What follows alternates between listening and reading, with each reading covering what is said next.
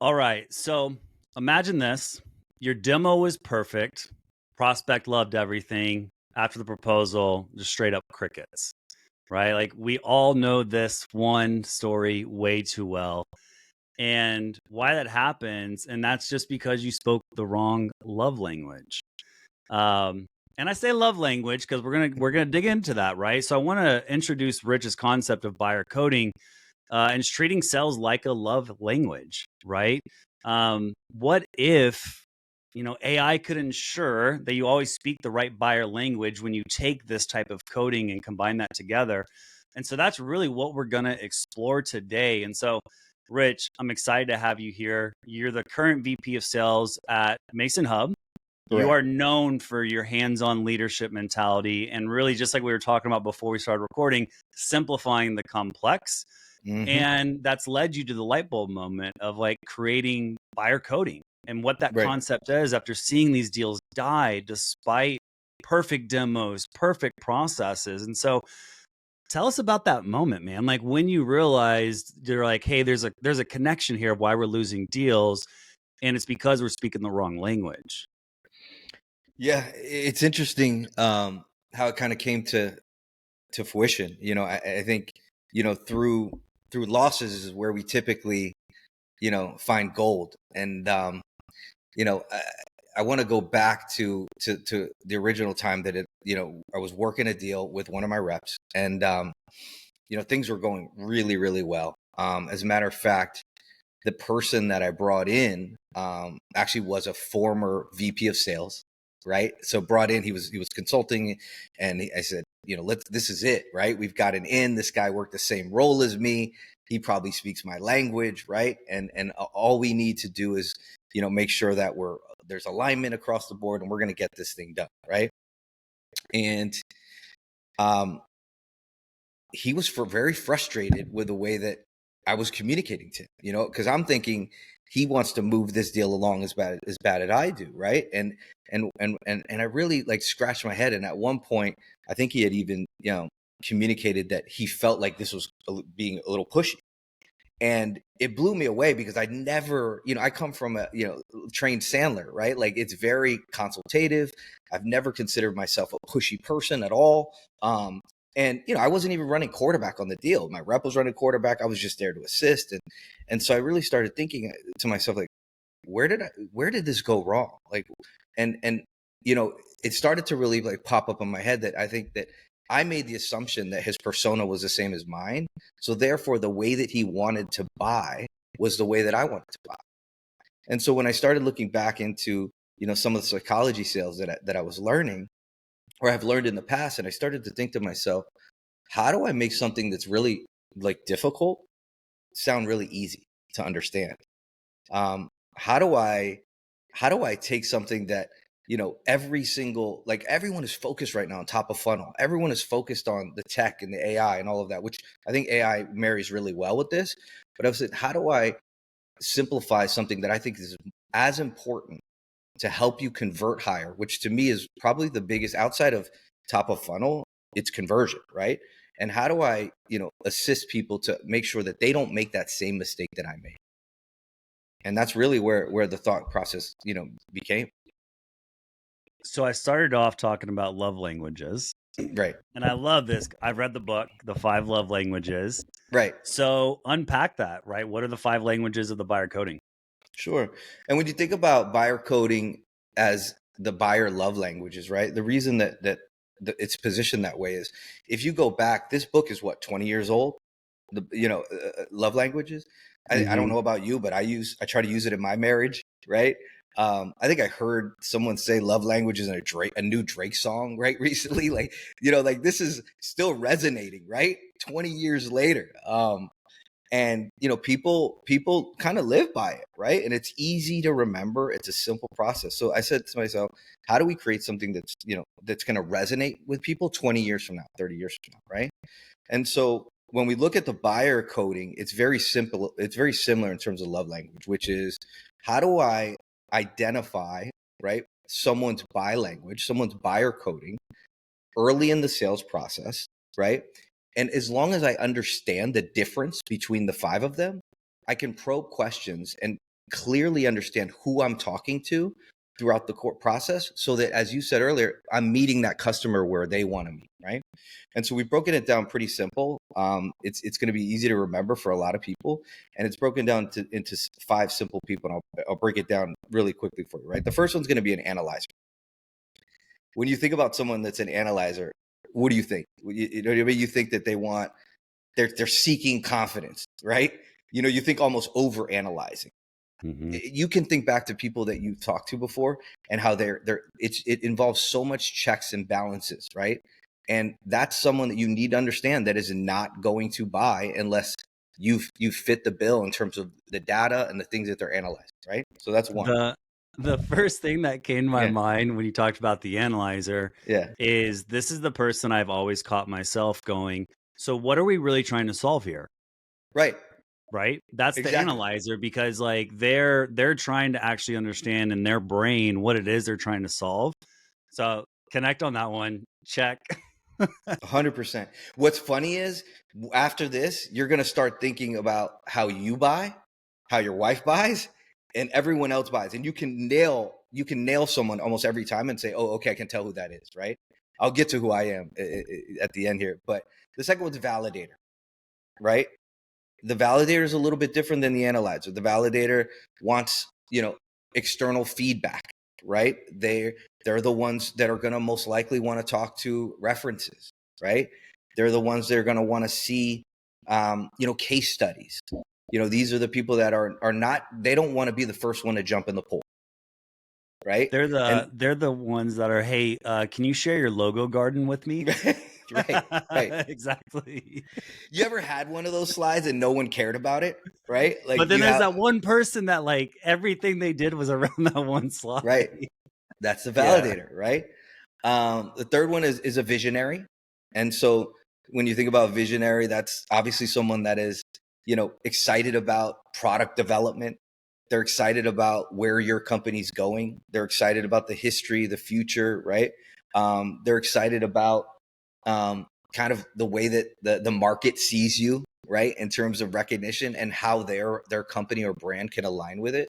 So they are, for the most part, sold a dream, and they want to be a part of that, right? They want to be a part of that dream. And the fourth one's going to, Most CEOs and founders. yeah, right, yeah, absolutely. But you've also had calls where you started product dumping, like future products, and people are like, hey, let's talk about what you have today, Mm-hmm. right? Next is going to be the defender. So defender is going to be someone that their reputation is super important, right?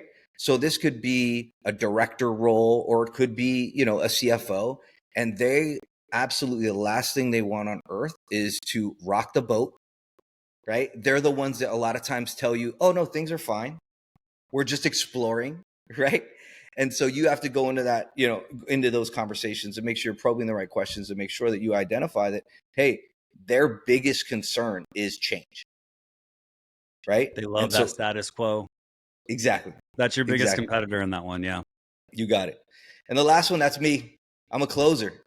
I just like momentum. I can pretty much decide what I want to do pretty quickly.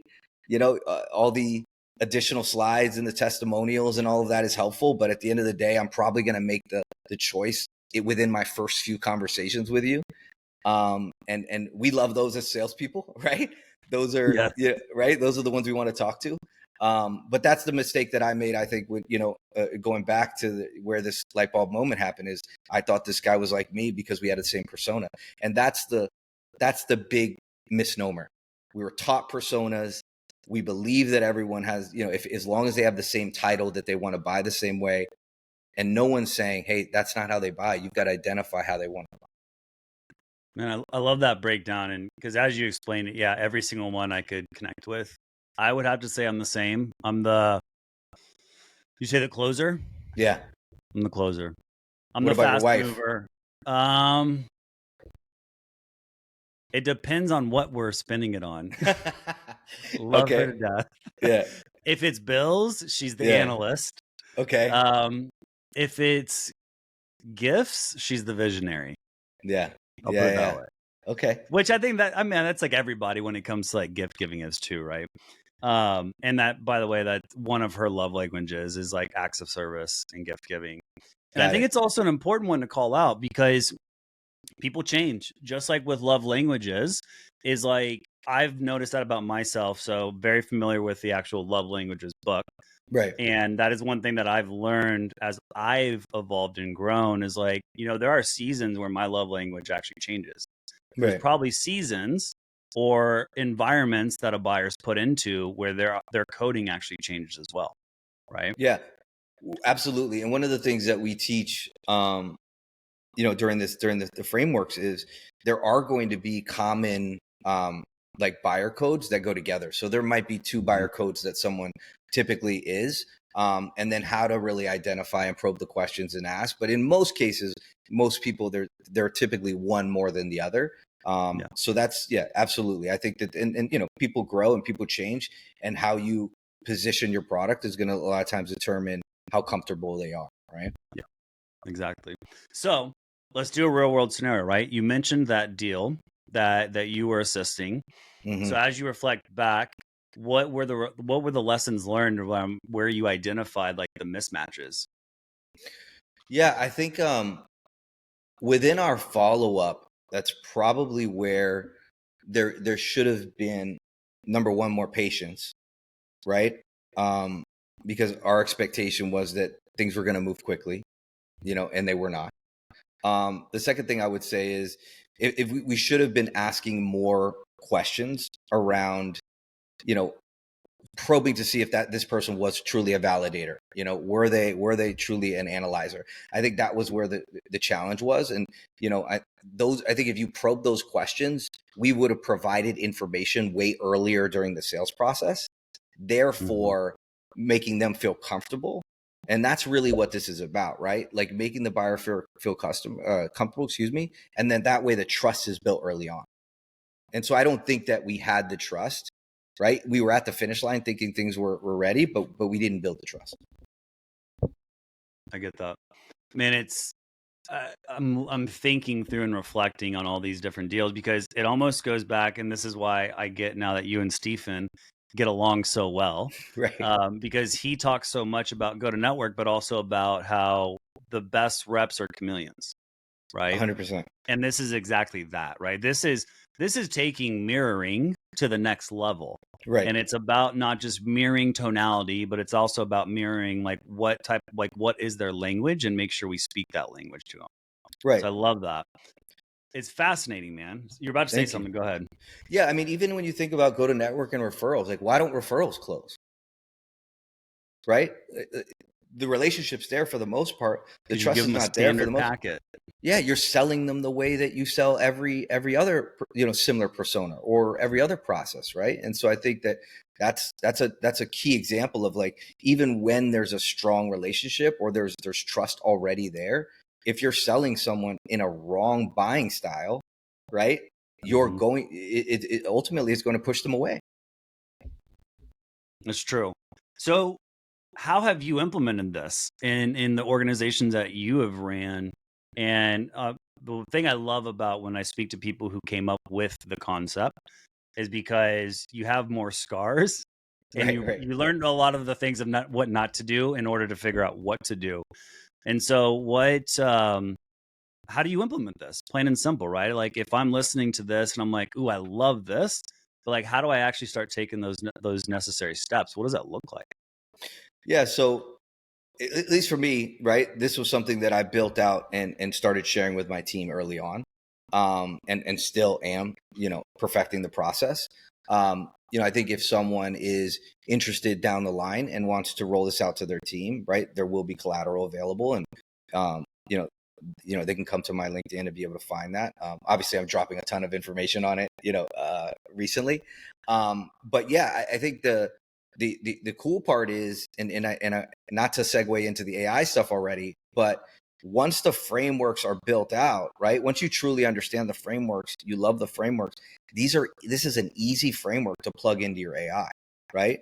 And so obviously that depends on what you're using, but most of these, for example, we have Copilot, and we Copilot with Zoom Info, and we have plugged in, some Sandler stuff. We have some other, some medic stuff, but for the most part, like it's, if you really, really want to incorporate the framework, you can incorporate the framework. And then a lot of those, in this case, Chorus will pull out the scorecards. So you can actually start scoring your reps on how well they're identifying these buyer codes and whether they're positioning those questions, right? So I might add into the AI on the setup side is, make sure that these questions are being asked and then score them, right? Through Chorus or Gong or whatever it is you're using. So it's still preliminary there, right? But I think like, any of these frameworks, your framework that's coming out, right? Like those are all can be built into AI, pretty simple. And then it's easy for the reps to follow that process. All right. So I want to ask you this then, and I definitely do the segue next is the AI piece. Yeah. What should you not do when actually putting this into practice, right? Because I think you make some really good concepts around like, hey, here's how we can create scorecards to create a good coaching culture. Where I also fear this is like what we talked about before we started recording was that a lot of people love to take frameworks and put it as a checkbox in order for this deal to like progress or something like that, very static. Right. Have you learned some of those lessons of like when not to, like how not to incorporate this in order to get really good buy-in and adoption on the rep side? Yeah, I mean, I think this is very different than your typical sales process, right? I think some of the sales processes that I've learned in the past, and we talked about this. I'm a little bit of a sales nerd. I love psychology. I love psychology selling. I think that's what all the frameworks when I've gone in and worked for the 3 unicorns that I worked for. When I came in, I said, look, all your sales process, I'm probably not going to change a lot of it, but I'm going to come in and incorporate these frameworks, right? Simple frameworks. They're easy to adopt. You don't need a 20-person enablement team to figure out how to, get adoption. I think this is very simple. Like this is something that you're working in is psychology, just like you're asking pain point questions, right? Any sales rep should be able to, post discovery, dig in a little bit and start asking pain point questions, right? This process will work very simple.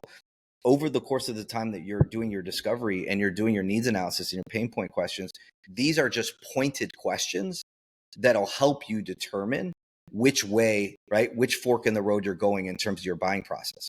So from there, I don't think there's a lot of like, hey, if you don't follow this exactly, right? It's like, for example, every part of love language, right? You said your wife is acts of service, right? It doesn't mean that every single day you're coming home with a gift, right? But I used to. Before I realized like I was speaking the wrong love language. Right. But you do know, right? Like it's already, that's it. It's in your mindset. So the idea is that these reps will come in and say, and always be thinking about these 5 buyer codes, right? And sure, could they miss a discovery question to determine who the buyer code? Yeah, it's not going to make or break the deal, but they are going to go into every conversation thinking, is this someone that needs more validation? Is this someone that wants to continue this process quickly, right? They're going to know just by thinking about those 5 buyer codes. It's basic. I love it because it's almost like a GPS, right? Where it's like, hey, there's 5 different ways you can get to this destination. If you go the wrong way, you're going to take a bunch of reroutes, but like, here's the actual like most efficient way. And I think like where it clicked for me as you're talking about it was it's not about how you change your approach, but it's about changing the right questions that get you the right answers. Because what I'm hearing you say is you could ask the same question, but if it's framed in the wrong language, the buyer is going to give you a completely different response. That's it. You nailed it. That's exactly what it is. And so I don't think there's a lot of change that needs to happen, right? I think you need to understand what are the buyer codes I'm looking out for, right? What are the probing questions? What do I do when I think there's multiple buyer codes happening? What are some questions to make sure that I can nail down what's most important to them? And then what are the objections, that are most common for each one of those buyer codes? And how do I prepare for those objections? All right. Let's supercharge this with the AI chat now. So, assuming that you have this framework built, and I'm talking about when I say assuming as like a sales leader, right? I mean, if you had unlimited AI capabilities, like how would you where do you see this being powerful to like detect those buyer codes? Yeah, I mean, I think for the most part, it's going to happen during your discovery or your needs analysis, right? Um, and so I think when we incorporate it, from an AI perspective, there's so much you could do, right? But I think like after that discovery call, there's probably a pretty easy way to really break down what bucket they fall into based on the answers to the questions that you ask, right? And so as long as the sales rep goes in equipped, knowing which questions to ask, you'll be able to obviously it'll be able to indicate which is the language, and then that way on your next meeting when you set up your entire proposal, which should be custom in my mind, right, you're setting it up where you're pulling out slides that most likely are not important to them, and you're doubling down on, right, think if they're a validator, I'm doubling down on case studies, I'm doubling down on, if I I'll pull out a video case study if I want right in the middle of the presentation just so they can see, because I know that's what's important. Man, as you're talking about this, I love this because I think you started off talking about how everybody's so top of funnel focused. Yeah. And I do think that the middle of the funnel is really where the crisis is. Everybody's generating pipeline.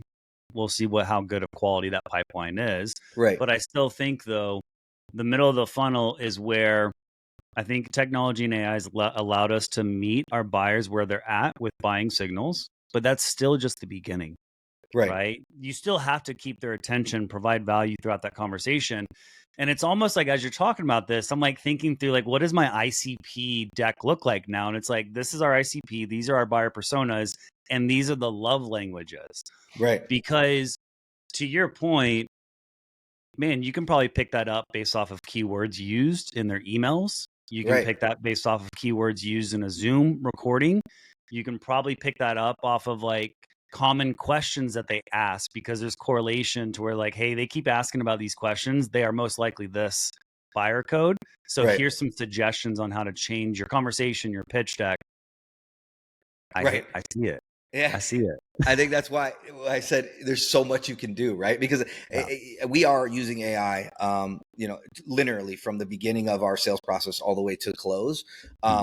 However, I think to your point, incorporating simple frameworks into the AI is kind of next level. And I'd be lying to you if I said we've got that figured out yet. But I know you're kind of ahead of the game in that. So yeah, I love where your mind's going. So I'm curious, man, is this also, because part of the problem, right, was to identify to where ghosting doesn't even happen. How can this potentially prevent ghosting by detecting code mismatches early? Yeah, I think that, like, let's talk about why ghosting happens. Right? Yeah. Let's start at the foundation. Right. I think the foundation is lack of alignment. Right. Yeah. Agreed. I think I saw a post the other day where a guy was bragging about his enterprise rep, and how the enterprise rep had just been crushing it lately and closing some really big deals. And he started digging in. He's like, we need to make sure the rest of the team is doing this. What are you doing different? And one of the things that he realized that this rep was doing was, rather than doing like just typical next steps and sending out a follow-up, framework email and booking the next meeting, this rep was creating, not actually called this, but it was very similar to a mutual action plan. So she was literally laying out not the next meeting, the next 2 or 3 meetings, or what was required from the client, right, or the prospect, in order to keep the conversation going. And so she almost had 2 or 3 meetings booked out, right? One the next week, one the following week. She had homework for them, and it was all outlined, right? And so therefore, there's a couple things that happen. Number one is, now there's alignment because they're agreeing to those follow-up meetings. They're agreeing to their homework, right? Number two is, you're taking it very seriously. And so by you taking it very seriously, it makes them take it very seriously. And so just that small little bit of homework that you had them preparing or getting ready for their next call, right, creates that type of stickiness to show up to the call, because now they prepared for it. So I think that alignment is really the key. And so a lot of times you don't have alignment because you're not you're not speaking their language, right? I'll give you an example. I went out. I don't know if your wife does this, but my wife has never done this. But we tried a double date with one of her friends, and I don't know what it was. Like, and I feel like I can connect with anybody. You know what I mean? I could not connect with this guy. Like, it no matter how I tried, like his hobbies were just like not my hobbies. It was just, and I kept on trying to relate, right? And it just and it just couldn't. And I think back to like how many times this probably happens in a buying motion, right? But it wasn't my job to like connect with this guy. I was trying, but it wasn't my job. If it's your job to connect with them, right? I think that once you understand who they are and what's important to them, they're going to be way less inclined to ghost you because you're speaking their language. There's a common ground. There's that relationship that's being built. Of course, people are still going to ghost, but I think this is a way to prevent it. Man, so one, double dating, I hear you. What I have actually made my goal, I love double dating just Me because too. I told my wife the other day, actually, I was like, you know what I want for Father's Day? I was like, I want to find a parent couple whose kids go to school with our kids and they're cool. Yeah. Like, I just want one parent couple. Come on. Hard to find, But right? to your point, so what I do now whenever we do double dates is I will, just like with selling, unfortunately, I'll find the one thing that they're passionate about and I'll just talk about that for 45 minutes. Yes. Yes. Dude, I'm telling you, I know more about e-bikes and e-bike and mountain biking. I was trying that. But So yeah, I think the other one that you hit on, I had a light bulb moment too, because this is also where digital sales rooms become even more powerful, right? right. Because Yeah. I think when you fast forward, you can start to also recognize like, hey, they're spending more time on these different things. Like, here's some recommendations on how we should follow up. But we're not there yet, right? Right. So what are some tips that you would give? Because what I'm hearing is some of the ways that I potentially have implemented this without even really knowing the buyer coding is because a lot of times we don't have access to the decision maker, right? Right. We're equipping our champions. And so that's what I do when we actually build digital sales rooms for the final proposal is I work with a champion where I'm like, what does he or she care about? What Correct. does he or she want to see? Like, how do they want to see this flow? And it's exactly that. I'm trying to understand what's their language. So that way I can make sure that I'm not feeding them fluff and I'm answering the questions that they have. Right.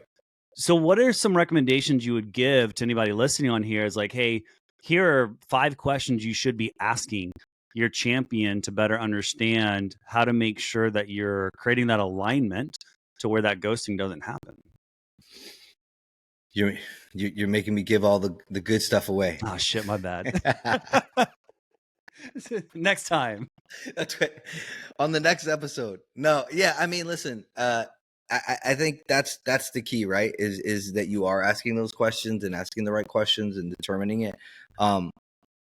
When specifically around ghosting, one of the things that I've heard work, which is not buyer coding, but one of the things I've heard work is, and I've had my reps tried is before you close out the call, right? Look, and I did a video on this actually on LinkedIn. I said sales hack, how to prevent ghosting. You look them in the face and you say, hey, I'm going to go to bat for you. I'm going to work on your presentation. I'm going to, next call, you're going to hear everything you need and want, right? I only have one ask from you. And they say, a lot of times they're going to say, yeah, what is it? They say, just don't ghost me. That's it. Right. Like I'll send you an email. If you're not interested or whatever, if you're looking to move forward, you need more time. All I'm asking for a simple response. Well, is that okay?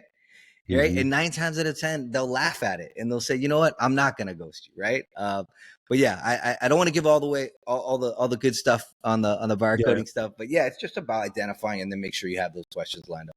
Yeah.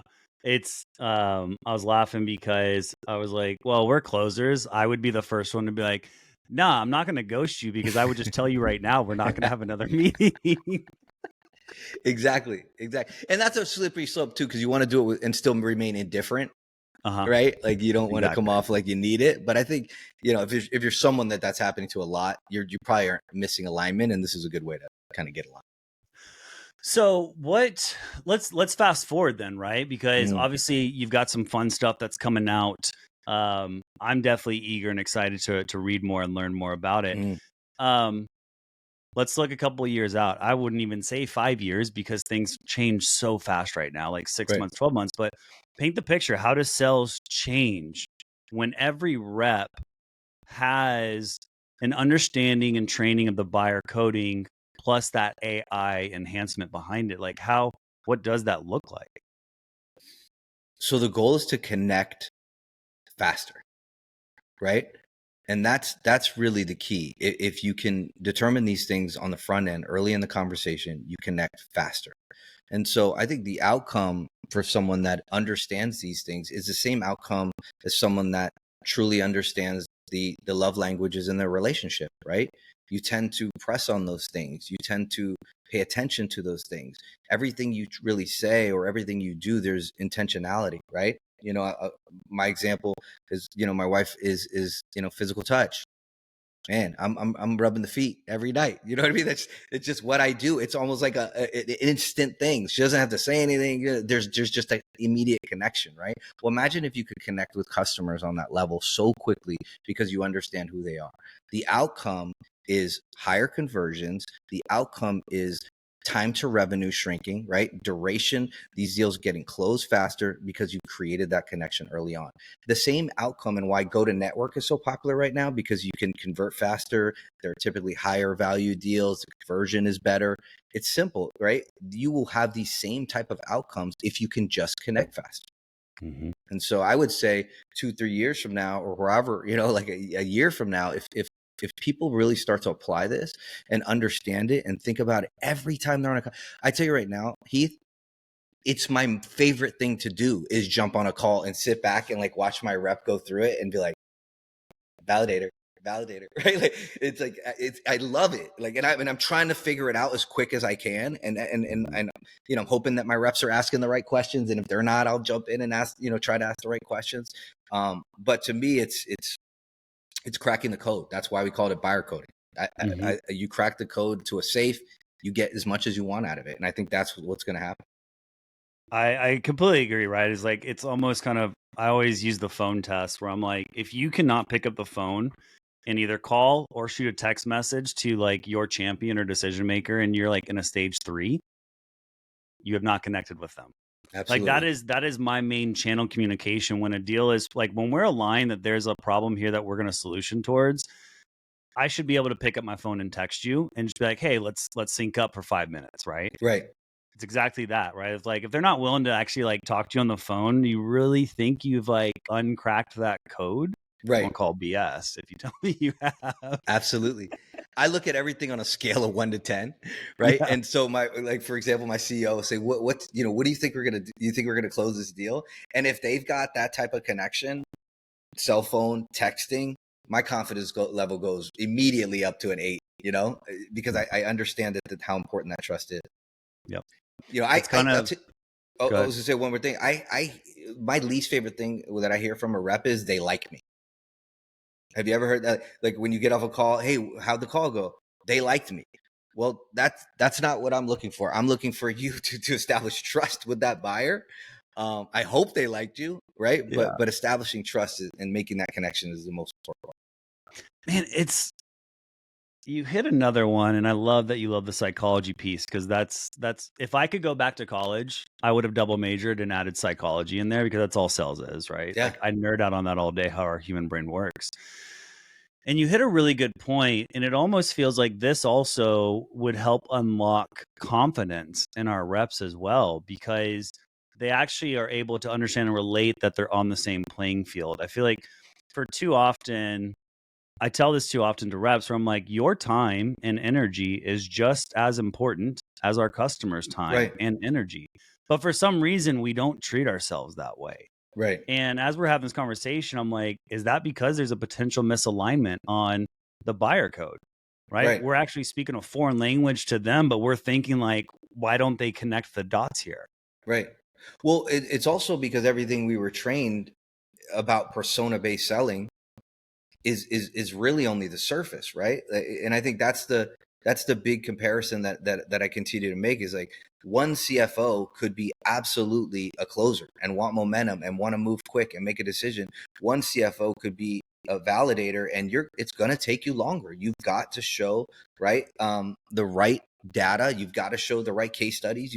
So I think like understanding, who those personas are, but understanding the buyer codes is as important as that. And so as a young rep, think of it like this: you're a young rep, you're supposed to be reaching out to CFOs. So we're talking about sometimes 10, 15, 20-year age gap. You're going in there, think on the defense. You're thinking, oh, this guy makes more money than me, or he has a important role. Who cares about the role? The only thing this persona is telling you is he probably cares about money because he's a financial officer. That's not unlocking anything. Unlocking everything is really understanding the buyer code. So if you're younger and you go into those conversations, or newer, and you're going to those conversations saying, all I really have to do is figure out like what type of buyer he is, and then I can get on the same page with him because I'm providing the information that's important to him. The title, it's just a title. I agree. We let the title get in our own head. And I think that's what I'm saying is I think this brings back almost that human connection, that human authenticity in sales. Right. 100%. And we're being forced to get back there, thankfully, right? Now that like everybody's talking like B2B is now B2C, and that's exactly why, is because we have to start thinking of how Coke and Pepsi markets their products. We're doing the same exact thing, as we have to connect with people on a human level. You don't see Coke having a commercial about how delicious it is or what ingredients make into a Coke. They show you of like, this is what life is like, like with Coca-Cola, right? It's the same thing of what you're talking about here. And I'm actually so glad, because I've always operated that way, where I'm like, thankfully, because we've done a disservice, we've shot ourselves in the foot by like forcing stuff on these buyers for so long, rather than actually trying to understand them and meet them where they're at, plain and simple. Yeah, I think relating was always like, when I was early on in my career, was like learn how to relate, right? Learn how to relate to customers early. And then from there, it was like, okay, you can relate, but that's not going to, until you get a pain point, right? You're not going to be able to get that customer to be motivated to make a move if you don't actually understand the pain. And so I think this is just a next evolution of those two things. Like, do I truly understand the pain? Do I understand what's important to them? Have I connected enough that I would say that I've related to them, right?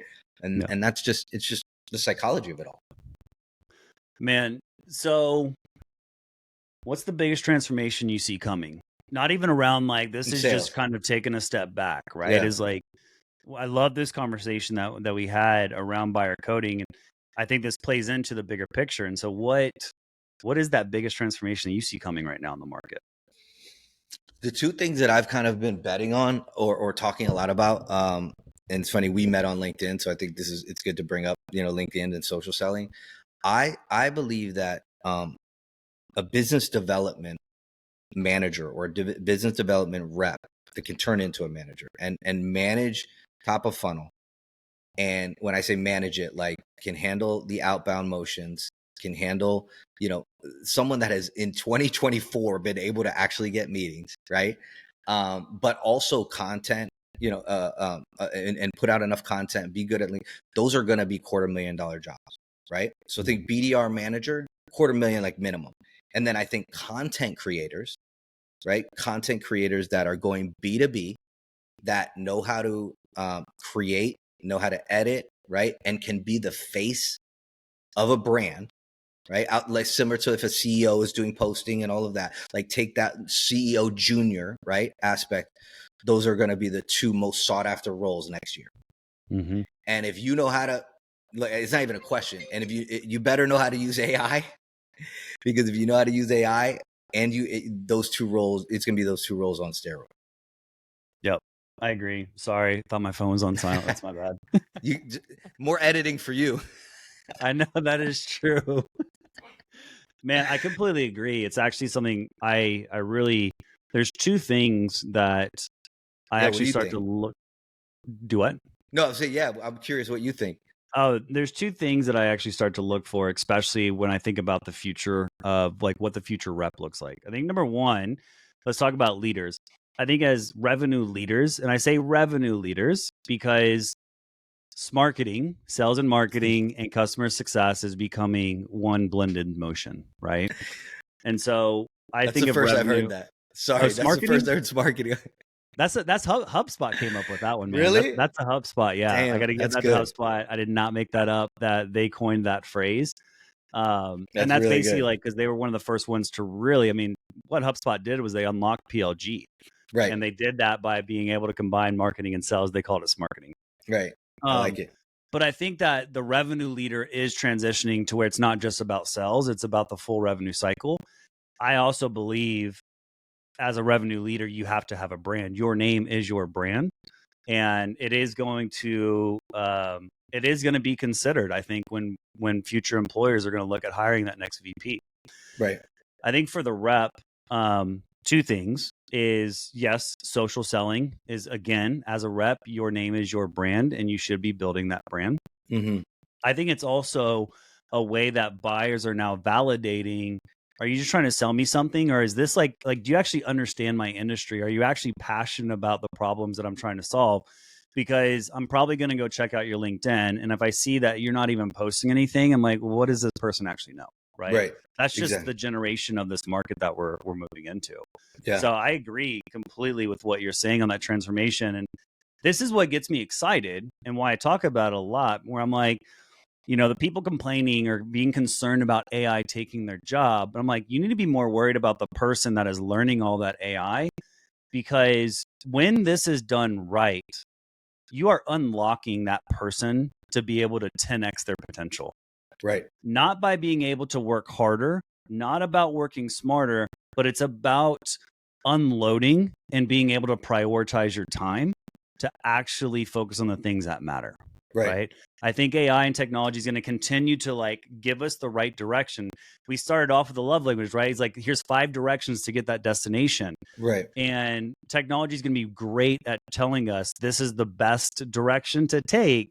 Right. It's our ego and pride that decides to get in the way if we don't want to actually evolve, right? Adapt or die.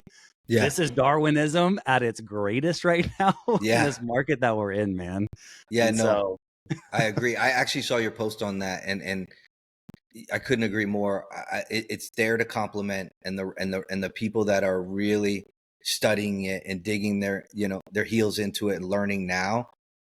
It's only like I was telling my team, we launched Copilot probably with Zoom Info only about 3 or 4 weeks ago, and prior I was saying, hey, I feel like we're driving a Lamborghini and we're only going like 60 miles an hour. Like, all of you are really trained, right? But now this is going to be right to the next level of it. And you nailed the time management thing. That is the biggest issue. My best rep, her biggest challenge is time management. Oh yeah. It's like, I think, are you talking about the post around productivity versus prioritization? Yes. Yep. Yes. Oh yeah. Yeah. I mean, we talk about that a lot because there's still a lot of companies that talk about solving the productivity problem. And I'm like, yeah, that was yesterday's problem. Right. Tomorrow's problem is, how do I actually prioritize my time? Plain and simple. Like, to your point, that is what is preventing your rock stars of actually becoming even bigger rock stars. Right. And it's also, I think it's going to move the caliber a little bit. I think that you can actually have C players who are not great at actual sales, but if they're great at prioritizing their time, they can actually still become B players, in my view. Right. So I think the landscape is changing. Yeah, and it's wide open. Like, I'll give you an example. Yeah. With just the AI we've talked about, right? I personally do not know a rep that uses AI, right, from the beginning of the sales process all the way through the end, like, highly efficient. So think about on the front end, top of funnel, we're talking about identifying intent data, insights, right? Like, all the triggers that are letting you know, hey, this is who you should be talking to, right? And this is when you should be talking to them. And this is why you should be talking to them. All of that data is available, right? Then getting them to a first call, having AI prep your meeting, right? In terms of like understanding who they are, their persona. There's data out there there's AI right now that is persona based data that'll help you prep a meeting just on who you are, who the person is that you're meeting. You've got that access, right? So all this preparation on who they are, what the company is, and side notes, all that. Then AI to break down your discovery, right? And your intent, AI to help you with your follow-up meeting and your follow-ups, AI to help get that information back into your CRM, right?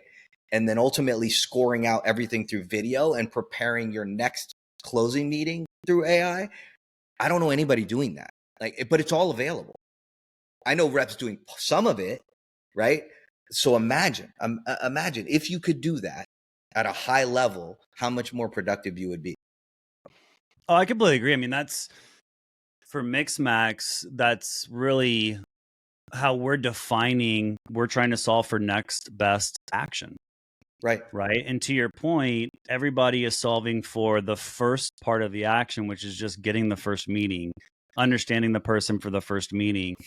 And for me, the combination of NBA is about, and this is what AI is unlocked. Because now, when it comes to prioritization, next best action is not just a recommendation. Right. Next best action has evolved into what needs to be done, who should do it, and how should we do it. Right. Because we now are at a point where we can say, does a human need to do that, or can we just have an agent go and execute that thing? Right. Right. And if it is a human, how do we use AI to actually like augment that human and turn them into a superpower? Right. That's where this gets fun, right? It's like solving that jigsaw puzzle. That's the fun part. But man, this has been absolutely eye-opening.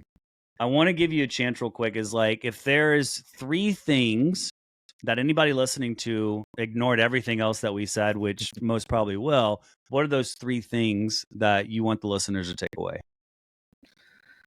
I want the listeners to think about this. Persona-based selling is just the surface, right? Digging into how people buy is what unlocks your ability to convert higher, time to revenue faster, and make more money. This is a guarantee. The second thing I would say is it's not going to be challenging for you to incorporate into your framework. And so once you learn it, it's going to be stuck in your mind, just like love languages. Right. And so I think that that's the other part too. I'm not asking you to change anything. You don't have to go learn, read a 300-page book. Right. Like, this is going to be easy framework. Right. It's honestly, when do you see it, Heath? It's 7 slides, dude. It's like, it's simple. Right. And then the last thing I would say is, come back to me. Like, come back to me when you learn it, because I think, for me and the people I've talked to so far, they say it's kind of been next level for them. Yeah, man, just from this conversation, right? Like, we started talking about like the universal pain Right. that every salesperson knows, where it's like, I did the perfect demo and then it's just crickets, right? Yes. And what you've shown us today is that it's not about the demo at all, right? No. The demo is important, but it's about speaking the right language to the right buyer. And I love the fact that you're like, it's 7 slides, right? Simplicity is always, I'm always like Eli 5, explain it like I'm 5. Right. Like, I feel like too often when we create stuff like this, we try to make it sound so much smarter than it really is. Where I'm Right. like, I'm a big person. I'm like, dumb it down, dumb it down. I'm not that bright up here. So like, I need to be able to understand Right. it. Right. But like, your Yeah. buyer coding concept, it's brilliant because it acknowledges like something fundamental, right? Buyers aren't just job titles or company sizes. Right. They're people with different ways of processing information and making decisions. And I think the other one that is really unlocked is that it also depends on the stage, the situation that they're in, right? Right. Because all the examples you gave, if we completely put them in a different environment, their buyer coding is probably going to change, even if it's temporarily, right? Maybe. Right. Like, Okay. I think some of this is, I think, the more that I've experienced going through this, it's really is almost like psychology in a sense, right? Like, that this is like, I'll give you an example, Heath. I'm never gonna be a validator. You know what I'm saying? Like, I'm never going to be an analyzer. It's just not how I operate, right? Like, will I check reviews sometimes before I, watch something or go to a restaurant? Sure. Before I buy a product, yeah, absolutely. But I'm still gonna move like a closer, right? Yeah. For example, my wife, there is no way she's gonna make a decision without analyzing she'll read 40 reviews before she buys something. Like, you know what I mean? You're not, that's who she is. You're not going to change that. And so I think, sure, you know, depending on how your process is going and how you've built trust, could someone move a little bit quicker? Sure. But they're still going to, if they're a validator, you're going to have to give them the information, right? If they're a defender, they're still going to be scared of change. I So love that. I think those are more about recant who my they statement. are. I recant my statement because as you're talking about, I'm like, you can take the closer out of the hood, but you can't take the hood out of the closer.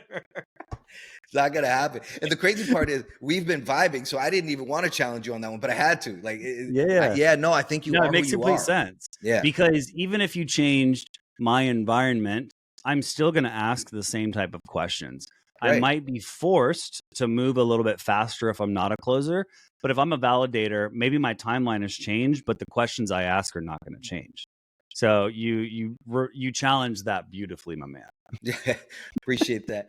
Yeah, I had a call today where this company had been in this in our sales process for, I want to say, almost a year now, and they brought on a new decision maker, head of operations, and the CEO is absolutely you know, a defender, right? Like, there is no question. I mean, the contract negotiation was rough.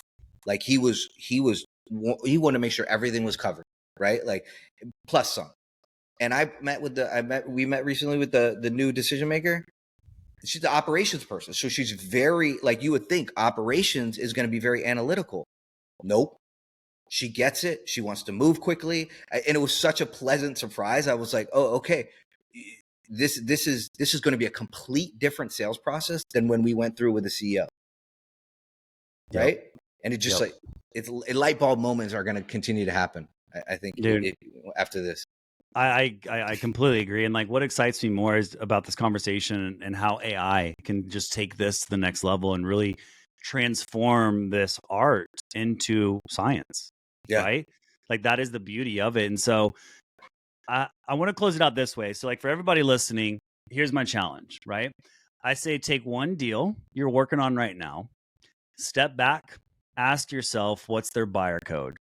Are you giving your validator the social proof that they need? Are you painting the picture for the visionary? Like start there, start simple, right? Am I representing this right? I mean, I think I need, you know, you got to, maybe I need a partner. You're selling it better than I am. I love it. No, you're killing it. So, but yeah, like start there. I challenge everybody, right? I mean, that's what I'm probably going to do when I go into a deal review with my sales team tomorrow. I'm going to start thinking about this. And so, man, Rich, like, thank you so much for sharing this framework, man. Like, this was awesome. And for imagining the future with us. I think this is the fun part of this podcast right now is like we can really kind of go on some journeys and get creative because what AI has shown us is that the possibilities are pretty limited to us. And that's it. You got Right. it. And so I have a feeling we're going to be seeing buyer coding become like a fundamental part of sales discovery and follow up. So I love that.